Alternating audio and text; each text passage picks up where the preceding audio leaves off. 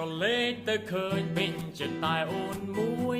ទ្រង់ញ័ររំជួយព្រោះចាប់ចិត្តស្នេហារូបអូនដូចជាផ្កាយរះឆ្ងាយពីហត្ថាក៏គប់ចិន្តាប្រាថ្នាម្ដេចនឹងបាន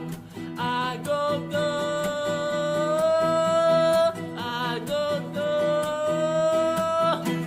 ឬមួយជាតិនេះបានត្រឹមតែលួចស្នេហ៍មិនបានធ្នំថែនៅគេគិតចិត្តប្រានឲ្យចិត្តអើយចំបែ